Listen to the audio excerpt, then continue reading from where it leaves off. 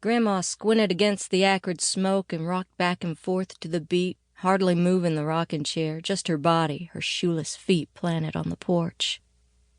James ended the song with a great flourish of chords and a slap against the side of Chester, the private name for his guitar. Woo-wee! Grandma waved her pipe up and down. Boy, you near about light my pipe without no match. James could feel his ears going pink. He hunched his shoulders. Stand up, boy. Take a bow. Don't scrunch inside yourself like a puppy ain't housebroke. You done good. Just smile and nick your head a bit. That's plenty humble enough for a star. James stood as straight as he could and jerked his head just like he'd seen them do on TV. You could only get a couple of channels here on the mountain, and they had lots of snow, but one of those channels carried WQVR in Tidewater, Virginia, so he knew how real country stars did things. That's right. Now, sing me a comfort song. He licked his mouth and shoved his glasses up on his nose.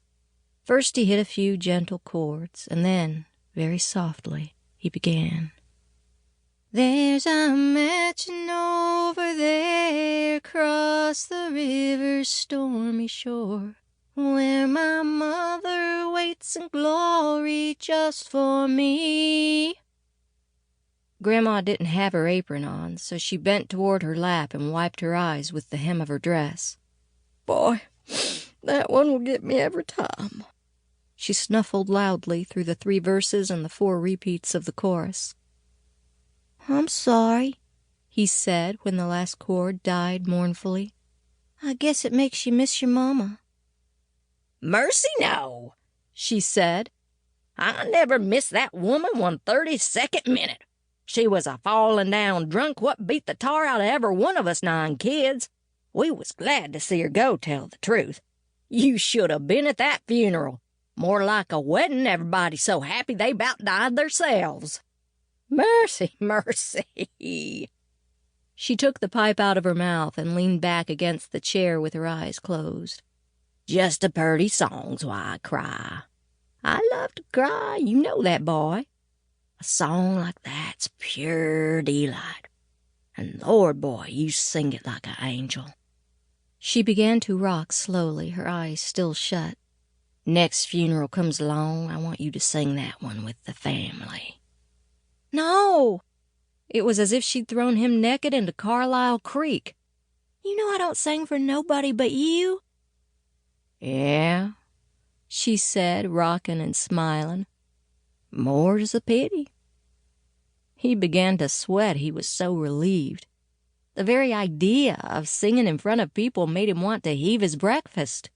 He didn't understand the fright himself, so it was a wonder his grandma did. All the Johnsons were singers and string pickers. His own mother now, why, Olive didn't have a nervous bone in her teeny little body. She'd just get up there before a whole passel of people and let it rip. She was beautiful, too. Yellow hair that hung nearly to her waist, big brown eyes, and a voice that could blow the colored glass out of the back of a church. Grandpa had a skinny, high voice that give you the shivers. Uncle Earl was pretty near as loud as Olive, with a voice that boomed all over the scale from the bottom to the top. Jerry Lee, James's daddy, wasn't much of a singer, more a picker. Best banjo in 3 counties, everybody said so.